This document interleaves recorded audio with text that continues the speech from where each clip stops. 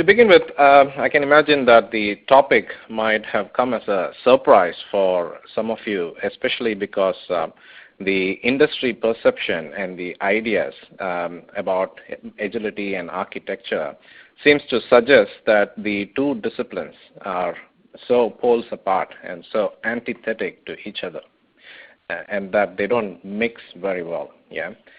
And the typical reaction when I get, when I talk to people about these topics in the same breath range from, are you kidding me, to how do you do that? They don't mix too well, right?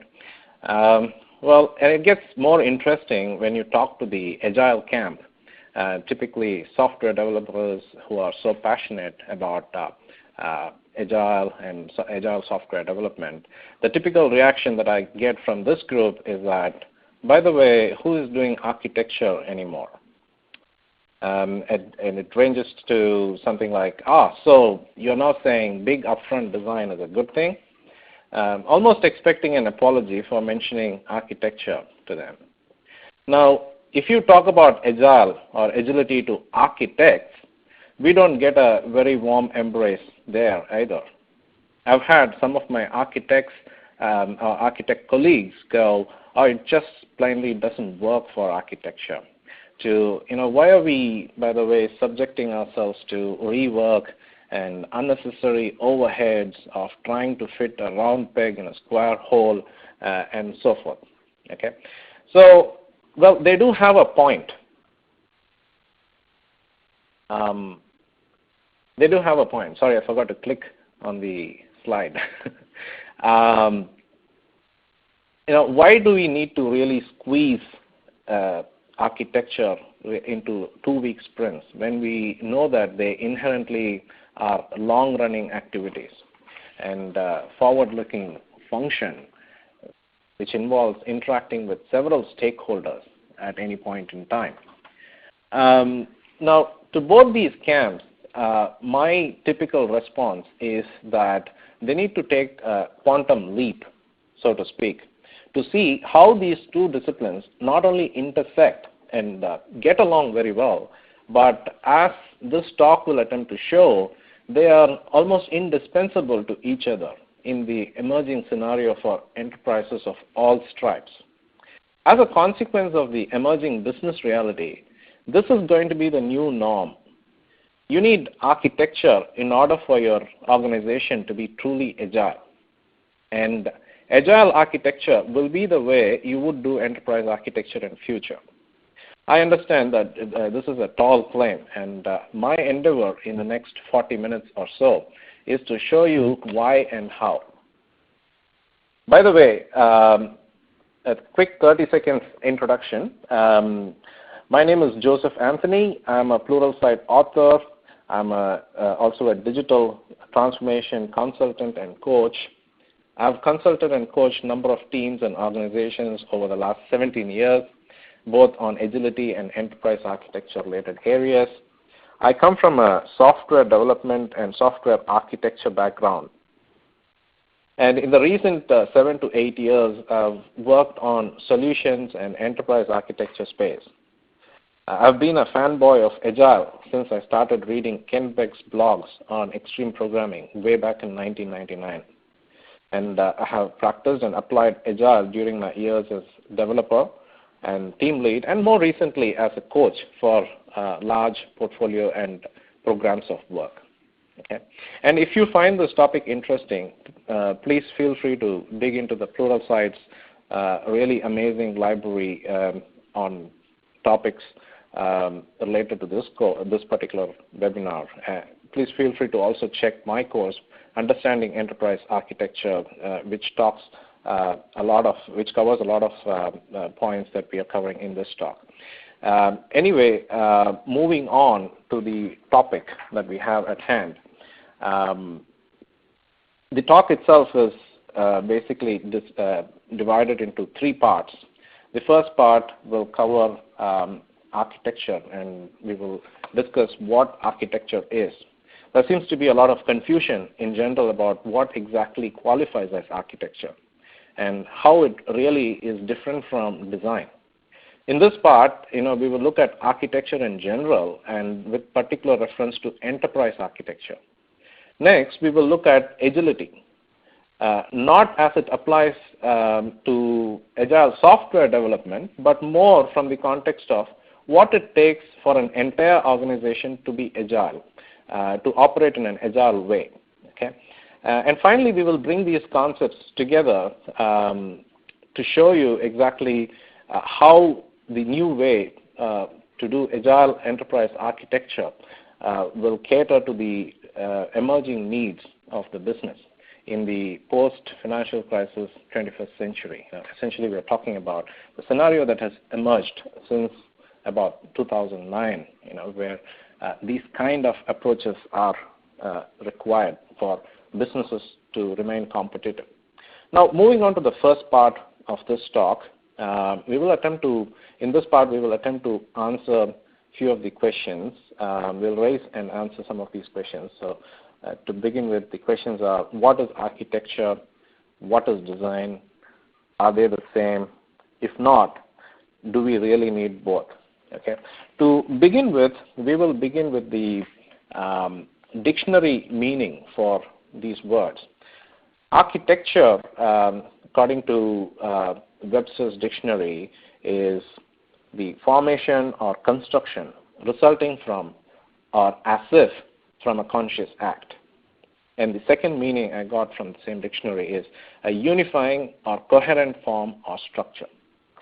And the definition for design is to plan and make something for a specific use or purpose. Now, just based on the English, that is the non-technical definition of these, we can see a distinct intent behind what these words are attempting to convey. Architecture seems to be more about form and structure, and in general, it leans towards how things come across as to an observer. For example, say a distant galaxy, when observed from a sufficiently distant vantage point, can appear to have one of the following forms, which is displayed on the screen, and hence can be thought to exhibit different architectures. In contrast, the definition of a design seems to be squarely focused on how to build something so that it fulfills a certain outcome. Now, from that perspective, maybe we can say the architecture is more of an outside-in view and design is more of an inside-out view. Well, it's debatable, but it's just a perception, a perspective, sorry. And another perspective is that architecture conveys the what, while design focuses on determining the how. Okay? Now, having covered these perspectives, let's dig a little deeper into the root word of architecture, which is architect, and let's see where that comes from, actually. So apparently, the root word architect comes from the French word architecte, which was popularized in the Middle French, or the French that was spoken in the Middle Ages, and which can eventually be traced back to the Greek word of antiquity, architecton. Now, this, which happens to be made of two root words, archi and tecton. Tecton refers to builder or carpenter.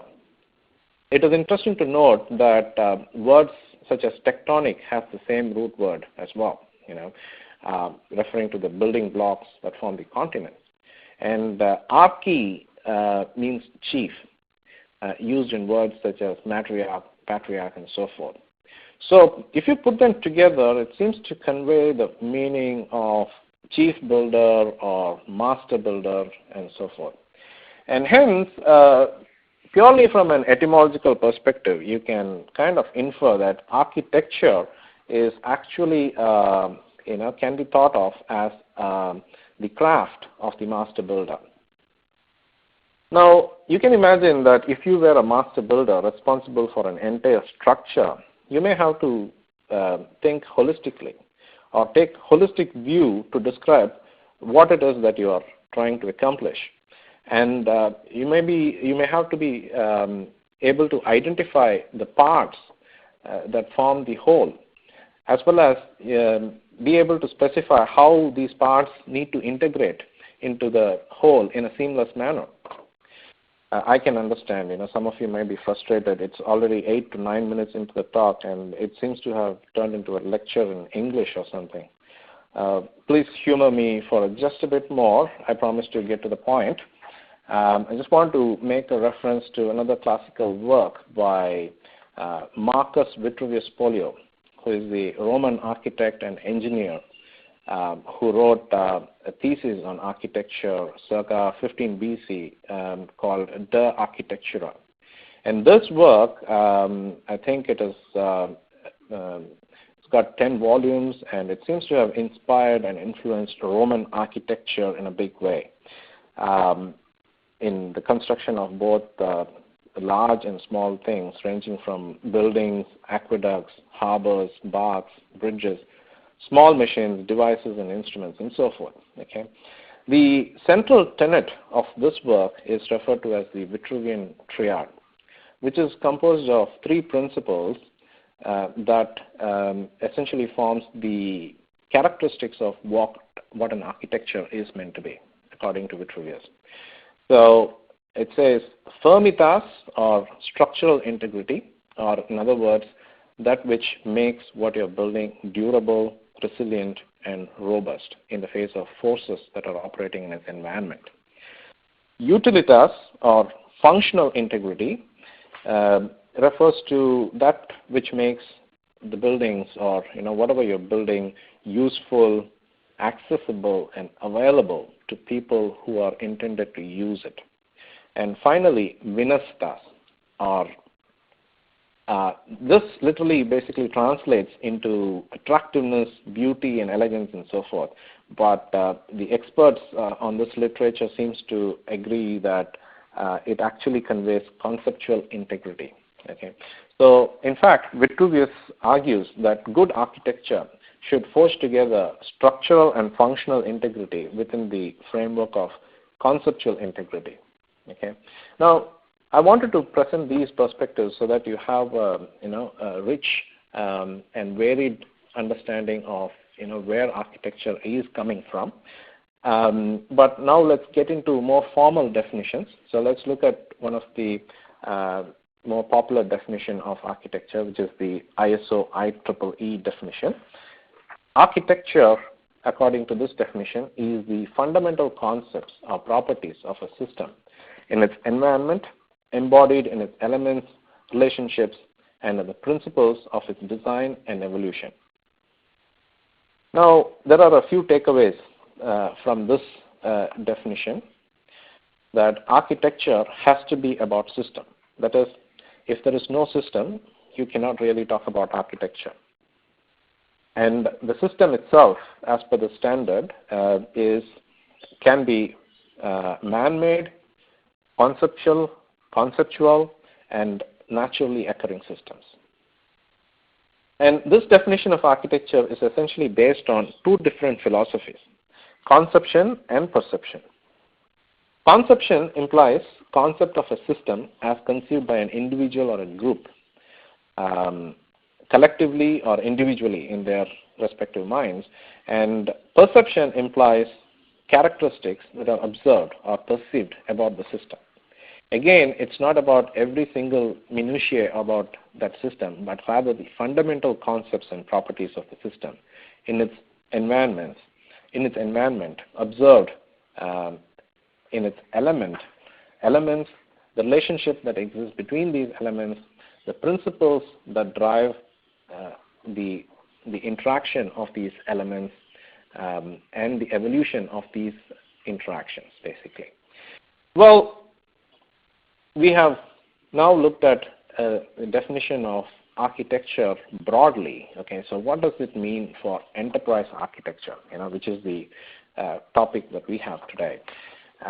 So what I've done is I've tried to tweak this definition to fit into the context of enterprise architecture, and this is what I have. So I'll replace some of the words to suit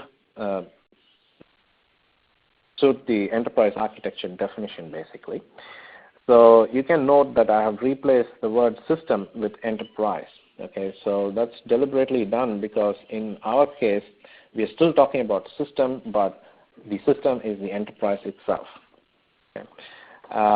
So that's right. So basically, we're talking about the collective of people, processes, assets, technology, infrastructure, information, policies, regulations, and everything that goes on to form an enterprise to be part of that system that we're trying to architect as part of enterprise architecture. And enterprise architecture can be described as a blueprint of how all of these come together to produce value to a set of stakeholders.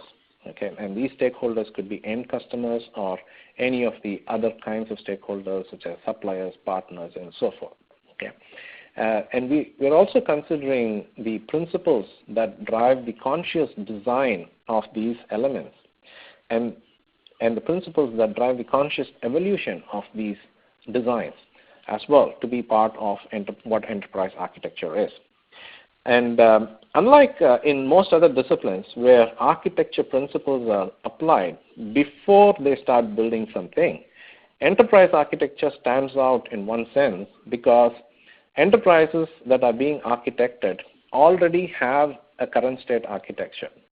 Whether it is accidental or deliberate is a different question, but they do have an architecture to begin with. Okay? So in fact, unlike in the case of, say, a building where the architects create the blueprint and the building is built based on that static blueprint, enterprise architecture cannot be done that way. So basically, we think of enterprise as complex adaptive systems. Okay, these kind of systems require to be continually evolved, okay, and adapted as it goes through various situations and scenarios, and it needs to be architected on a continual basis. So we've had multiple perspectives on architecture. We looked at the Vitruvian Triode. We've looked at the ISO IEEE definition. We've understood what enterprise architecture is. Does this leave us any wiser to answer any of these questions? Okay, that we posed earlier. So what is architecture? What is design? Are they the same? Do we need both? Perhaps vaguely, you probably already had a good understanding of what architecture is, and I might have really confused you by offering a lot of different perspectives. Let me try to clarify this a little bit more. Okay, so let me quote Tom Graves of Tetradian.com. He's a leading authority and a veteran on enterprise architecture, and he thinks that architecture and design are essentially two sides of the same coin. Okay, where architecture faces business. That is, it deals with strategy, stakeholders, the real-world problems, the pain points, and aspirations of these stakeholders. While design, which is the other side of the coin, faces the implementation. That is, how we implement things right. Okay? So in that sense, we can say that while design is focused on effective and efficient implementations, architecture is that meta-discipline that acts on your design choices to ensure that local designs are compatible and integrates well with global vision, strategy, and various business objectives. And yes, of course, I do believe that we need both design and architecture. And in my personal view, I think architecture is more of a right brain activity in the sense that it is more of an art form rather than a science. So it involves a lot of engagement with stakeholders, being sensitive to their concerns, being sensitive to the political situations, and so forth.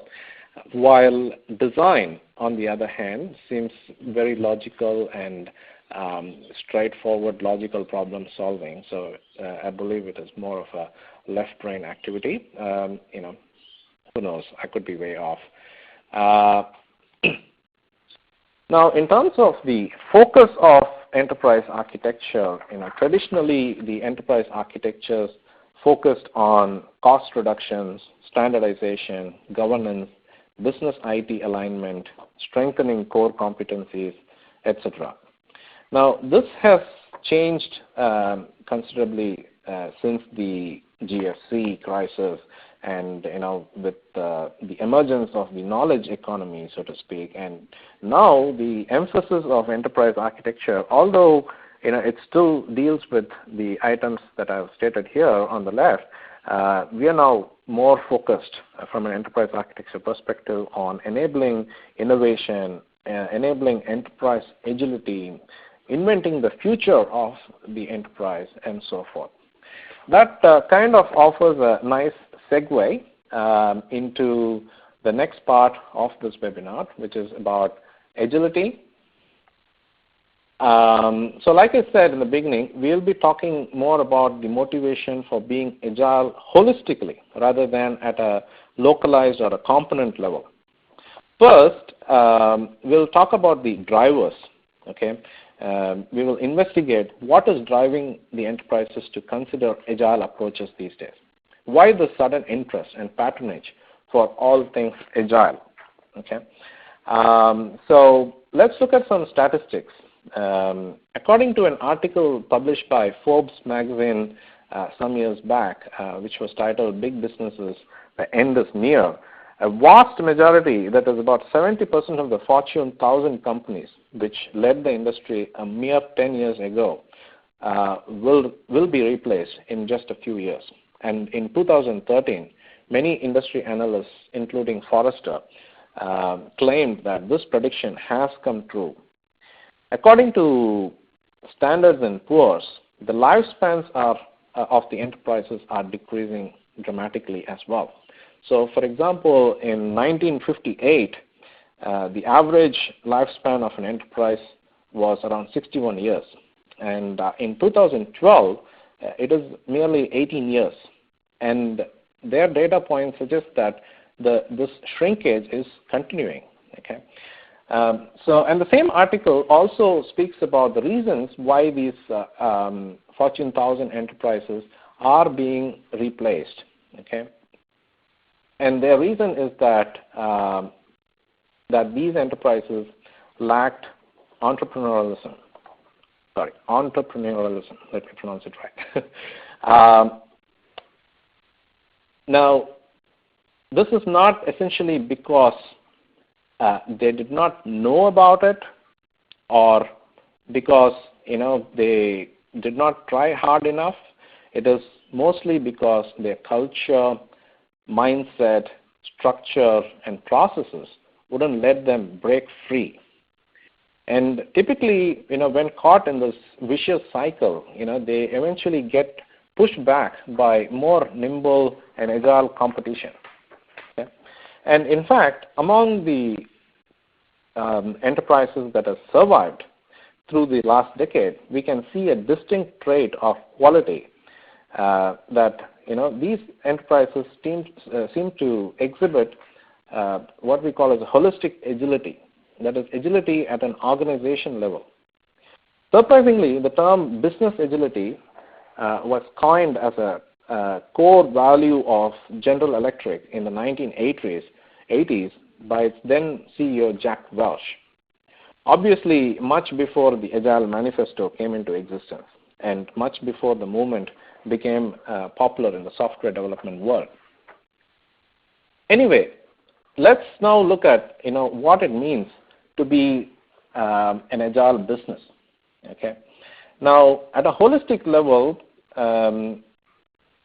agility has 4 aspects.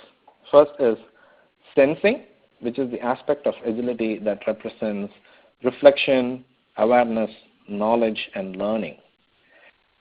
The next aspect is the strategizing, which is the aspect of agility that represents the capability to identify a goal and plan and orient towards achieving that goal holistically as an organization. Next aspect is experimenting, okay, which is the aspect of agility which acknowledges the inability to know and plan for everything. And hence, it follows an inspect and adapt approach. It considers various hypotheses which are tested and validated and then learned from, okay, as the organization moves forward. The fourth aspect is implementing, which is the aspect that represents the capability for efficient execution. Okay. Now, within an enterprise, all of the sensing, strategizing, experimenting, and implementing need to happen across at least 10 different dimensions of agility, which we have identified here. Okay. First is transformational thinking. Okay. This dimension of an agile organization is what encourages thinking out of the box, where out-of-the-box thinking is encouraged, supported, incentivized, and thereby, the organization attempts to foster a culture of innovation. This is a key competency required by organizations who thrive in highly volatile and competitive marketplace. The next dimension is about decision making. This is that dimension that enables the organization to make quick decisions. It is enabled through flatter organization structure and sufficiently empowered individuals at all levels, shared vision and availability of information at all layers to make effective decisions. The next dimension is change management. Now, change is the new normal for business. Okay. Enterprises need to quickly adapt to changes, be it as a result of new business innovation, a merger or acquisition, or owing to regulatory changes. Now, without efficient change management, businesses would not be able to assimilate change events, and it directly impacts on the agility of the organization as a whole. So hence, it is a very important dimension as well. Market responsiveness. Now, in the present era of pervasive connectivity and social media, it is important for agile enterprises to be on top of customer and market data and be able to rapidly make sense, learn, react, and respond to market events. A delay to neutralize negative sentiments or a failure to take note of shifts in the market and customer interests could prove too expensive and even fatal in some cases. Hence, this is also a very important dimension of agility that enterprises need to master in the emerging scenario. Now, the next is about channel integration. Customers today operate across all channels that are available to them, be it brick and mortar stores, web, mobile, social media, or any other channel that are relevant to a given industry. Hence, they also demand continuity and consistency of experience across all the channels that they operate. As the number of channels proliferate, it is important for agile enterprises to keep on top of this diversity of platforms and offer an integrated experience that optimally leverages all channels. Supply chain integration. Okay. So spikes and drops in demands happen frequently, okay, and this happens owing to various factors. It could be price wars or a component not becoming available soon enough, or it could be a regulatory change that is causing this. Whatever the cause may be, it can lead to serious disruption of the supply chain, and it can negatively impact the enterprise and its customers and partners. Okay, so it is therefore important to build feedback as well as a fallback mechanism within the supply chain and the capability to react and respond to these events. And incidentally, this happens to be an area of strength for most enterprises, because this is an area where large enterprises have heavily invested in the past decade and really mastered, and this was viewed as one of the key competitive advantages that they can hold against competition. Business processes represent the value streams of business. That is, it identifies how different components of the enterprise works together to deliver value to end customers and other stakeholders who are involved. Streamlined, optimized, configurable, and agile value stream can be a formidable weapon for an agile organization. Okay. And business applications can be considered as an instantiation of business capabilities, a software instantiation of business capabilities.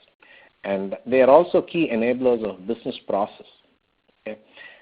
So a flexible, configurable, robust, and resilient agile business applications and services portfolio is required to power true business innovation.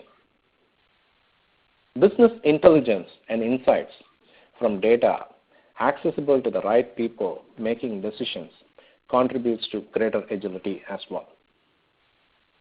IT infrastructure. IT infrastructure forms the foundation for all transformational initiatives, and hence it needs to be nimble and fast and should never get in the way of an organization's agility. Okay? So this therefore constitutes another focus area or dimension of agility for organizations. Now, Forrester researcher Craig Leclerc says that essentially, depending on where the organization stands with respect to these agile attributes across various dimensions, it falls within one of the following categories, which is on a plot of awareness versus execution. So, as you can see, you have 4 quadrants here. The bottom left is the least preferred quadrant to be in, which is the clueless quadrant, where you have low awareness and low capability to execute. The one above that, which is the paralyzed quadrant, is where you have high awareness, but you are aware that you need to head in a certain direction, but your organization and the setup around you is preventing you from getting there, so you lack the capability to execute. The quadrant which is at the top right, which is called the formidable, is where you really want to be, and this is where you have high awareness and high capability to execute. Okay, and dangerous is a zone where you are pretty much speeding through, but you don't have a clue of where you are heading. So that is a recipe for disaster, of course. Now, a survey of a few hundred enterprises, large and small, revealed that barring supply chain, which happens to be in the formidable quadrant for most large organizations, and interestingly, the business applications and market responsiveness seem to be in the dangerous zone, where people are really rushing ahead with a lot of development without really having an awareness of where things are headed. So that is quite interesting. And the rest of the dimensions that we spoke about seem to be languishing somewhere between the clueless and the paralyzed quadrants.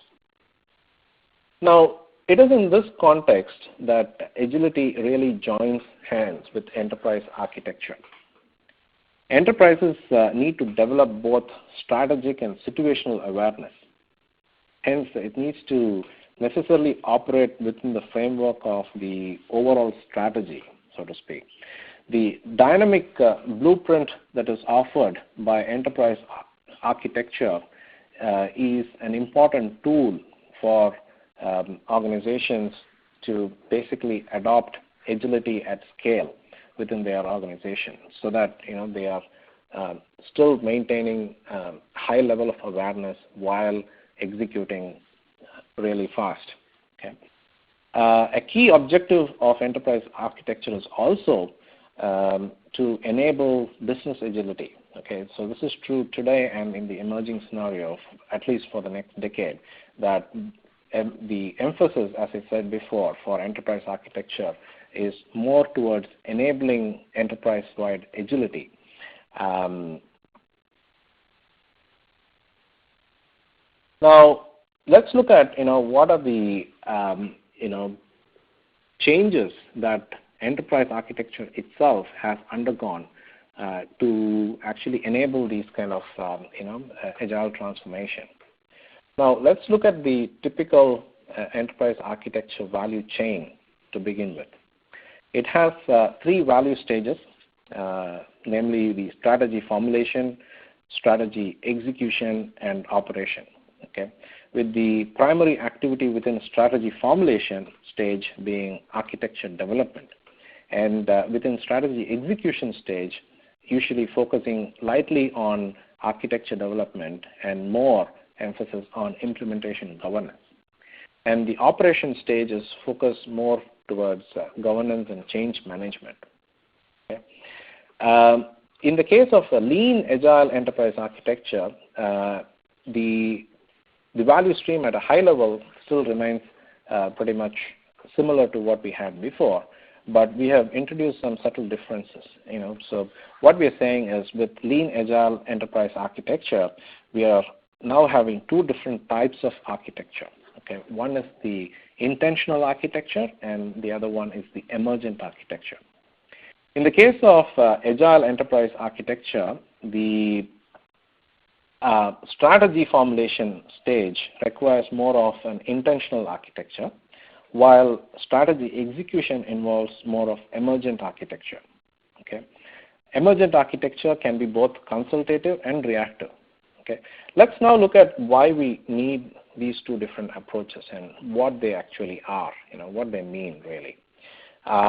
So first, onto intentional architecture. Now, most of the architecture's value proposition is as a look-ahead function, okay, to enable the consideration of various scenarios, options, constraints, limitations, synergies, and opportunities, and so forth, to arrive at a best possible approach that meets the business vision and strategic objectives. This form of anticipatory and forward-looking architecture work is what we refer to as intentional architecture. This kind of architecture work supports long-term strategy planning, budgeting, and enables enterprises to prioritize its initiatives at a higher level of abstraction. While a lot of rigor is applied in this upfront anticipatory intentional architectural exercise, it is done with a full acknowledgement that it is only a best effort, point-in-time view of ideal target state.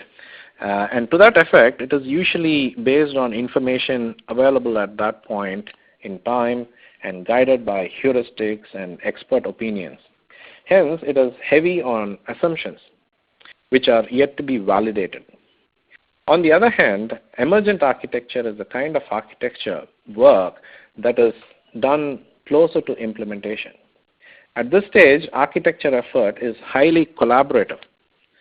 It emerges as a result of consultations and interactions among multiple stakeholders. The information that emerge from these interactions actually guide the course of the emergent architecture. However, it is important to note that these interactions occur within the framework of the overall strategic intent, and therefore it still remains true to the architectural and business vision that was set forth at the beginning. Now, emergent architecture essentially leverages the intentional architecture, and it picks up where intentional architecture left off, and it validates the assumptions and take corrective measures, as well as and enables making design choices closer to implementation when people are armed with the most accurate knowledge and information about a given scenario. Now, given that perspective, let's look at some high-level meta processes that helps enable this kind of agile enterprise architecture processes. Okay. So essentially, most enterprises that are implementing an agile enterprise architecture follows a pattern as laid out here. Basically, you have an enterprise-wide receptacle, okay, maintained for the purpose of identifying enterprise-wide initiatives, as well as they hold a prioritized sequence and ordered list of these initiatives. Some of the frameworks calls such receptacles as portfolio backlogs. These initiatives are business initiatives and large-scale architecture work that support these business initiatives. These initiatives typically go through a journey before they are actually homed in this receptacle. It begins with an ideation phase, which typically involves harvesting ideas, opportunities, threats, and pain points across organization, and progresses through various stages of filtration, prioritization exercise, such as scenario planning, experimentation, and validation, and so forth. The experimentation usually involves a cyclical build, measure, learn process inspired by a lean startup method, such as the lean startup method, which basically in the end results in a minimum viable product or a minimum viable idea, as the case may be. Now, intentional architecture requires, which are required to support this initiative at this stage, is created at this point in time. And basically, this receptacle acts as a handoff point between the intentional and the emergent architecture, because these initiatives eventually get realized through various projects and programs of work. Okay. So, and the process that's involved in creating these emergent architectures are kind of, it can happen through agile sprints or architecture Kanban, as stated here.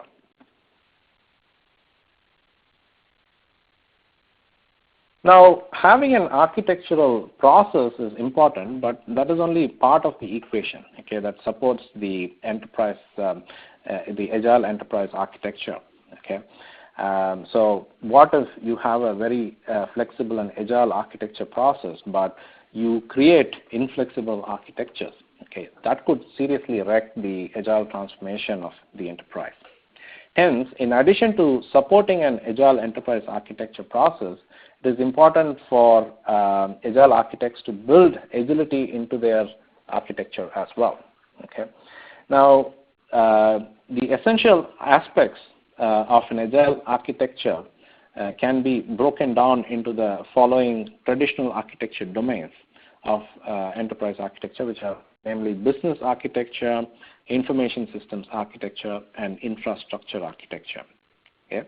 And where business architecture looks at the problem space through purely a business lens to understand what the ideal business outcome should be, without being distracted by technology considerations.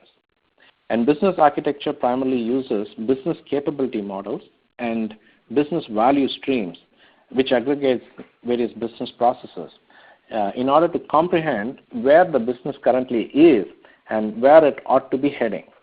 Now, based on this study and analysis, it identifies gap that exists within the enterprise and develops a purely business-centric view of the capabilities that need to be upgraded, deprecated, or modified, as well as how the value networks within and outside the organization could be optimized, and so forth.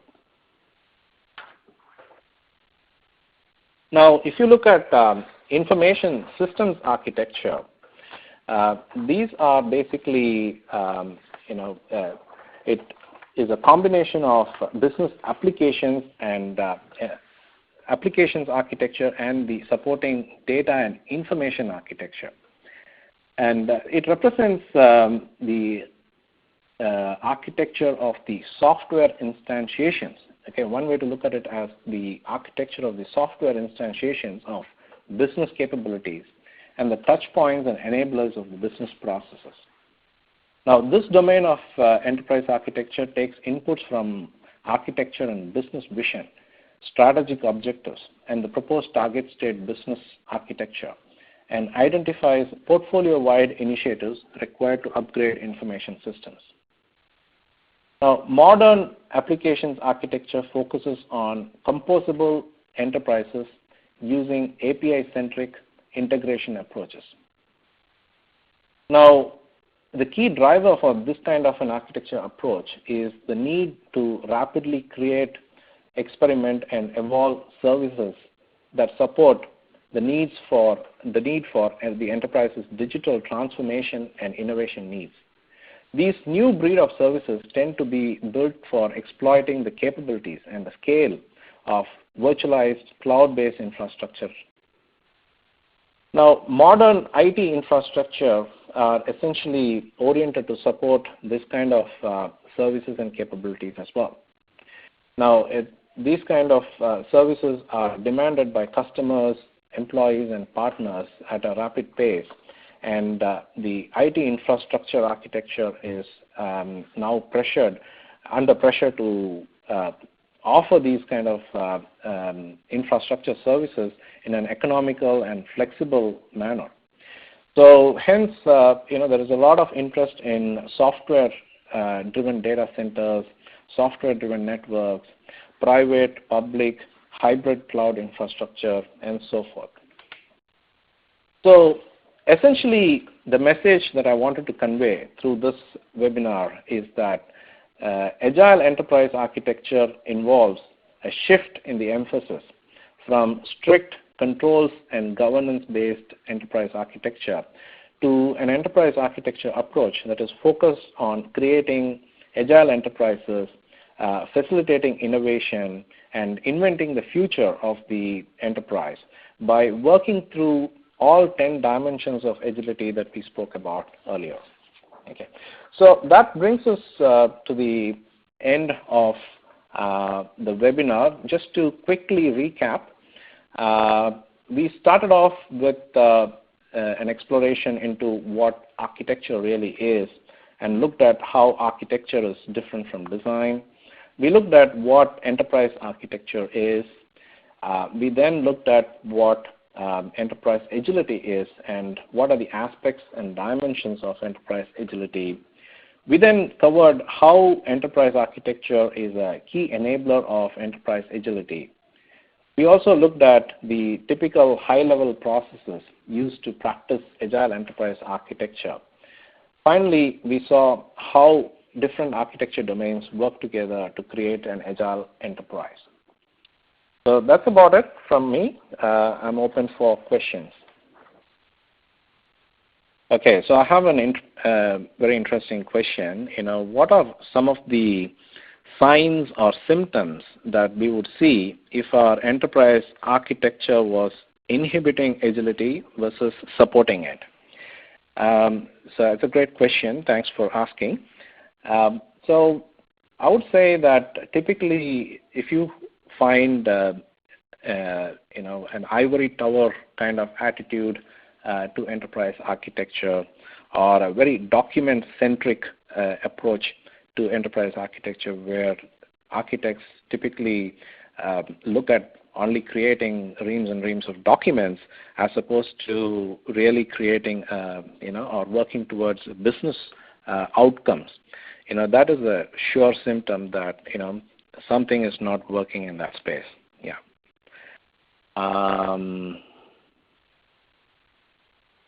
A few more questions. So I have another question which asks, thank you, and how do you see cloud, federated identity, and SaaS changing architecture? So basically, what we are looking at is a lot of flexibility in the way services are constructed and hosted, deployed, and so forth. And the boundaries between the organizations are breaking down rapidly as well in terms of, a few years down the line, you wouldn't really know who's actually offering a particular service, but you would be able to consume it as part of your portfolio of services that are available to you from your enterprise. So, all of these things that you mentioned are really key to enabling, that kind of change within the enterprise architecture space. Okay, I have another question. Moving into a more agile enterprise business, which would be the key persons to move the organization? Should it be a classical agile bottom-up, or should it come from the top management? It's a very interesting question, and again, thanks for asking. I think it definitely has to be driven from the top, and I believe that the organization culture and the values are typically established at the top level, and that is the primary function of the management as well. So hence, it has to definitely begin from the top. At the same time, there is nothing that's preventing establishing the agile operating models at the team level as well. So essentially, in an agile organization, we are looking at much more of a flatter structure. So typically, I would say, begin from the top, but at the same time have bottom-up approach to complement that as well. Let me look for other questions.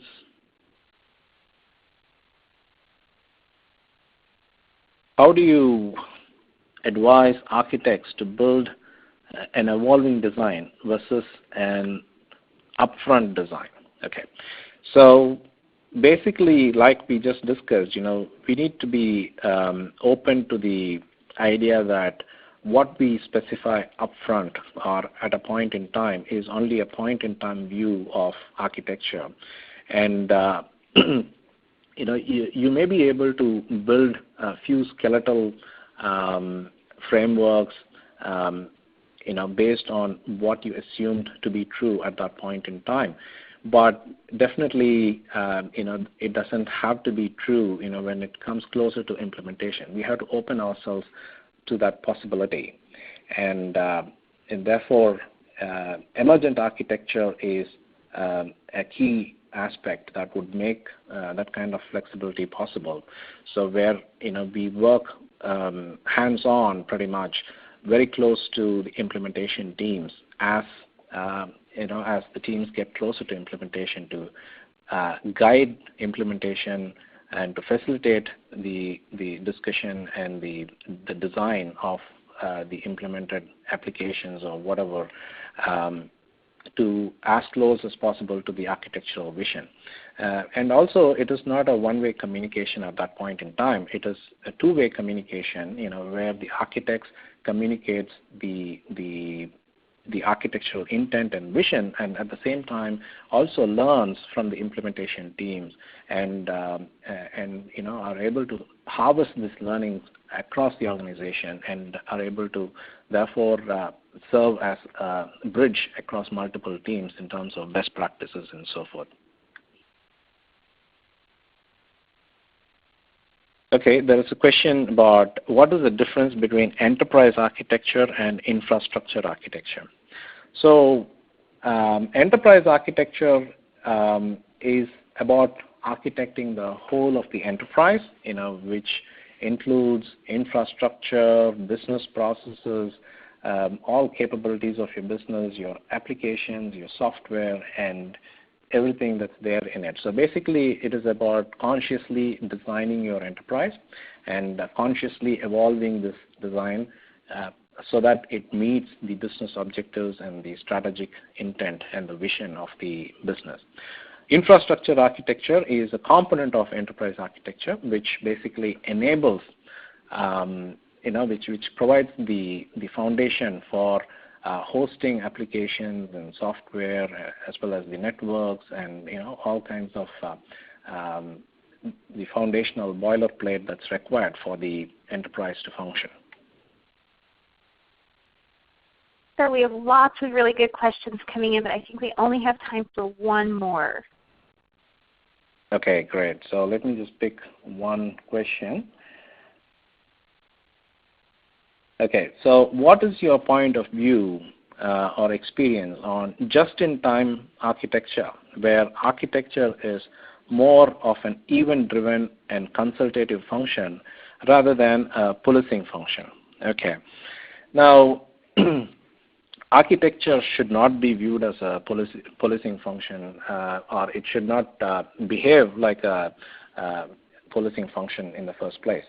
But at the same time, architecture typically has most value when it is a forward-looking function, where you are able to see a lot more, much ahead in time, and are able to plan ahead and basically work through your options and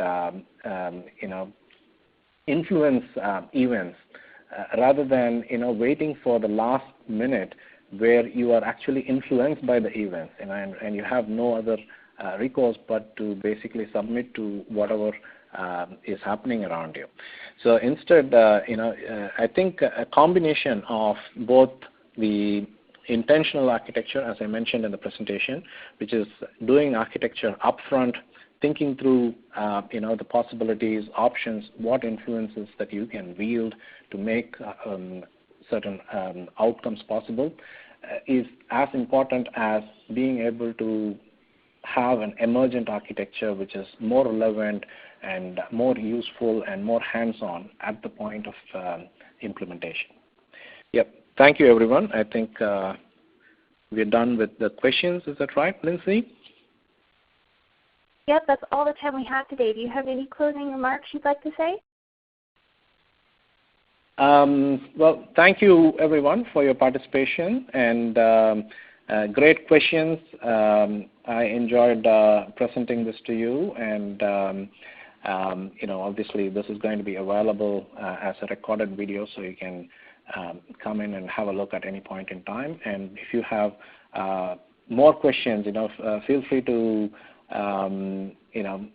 tweet me or reach me out on social media, but also check out the course that is already there on Pluralsight website, which is Understanding Enterprise Architecture, where I'm covering these topics in much more detail. Thank you. Yes, and thank you so much, Joseph. Thank you, everyone, for participating. Like Joseph said, there is his Understanding Enterprise Architecture course on our library. We'll send out a link to that course. We'll send out a link to the recording in a few days as well. If you want to continue the conversation on Twitter, please feel free to do that. We will also share any additional resources that Joseph has along with the recording. And remember, when you leave, please fill out that short survey. So if you have any additional questions for us or any feedback, comments, ideas for additional webinars, we'd love to hear from you. And with that, please have a wonderful day. Thank you again for your participation. Have a wonderful day.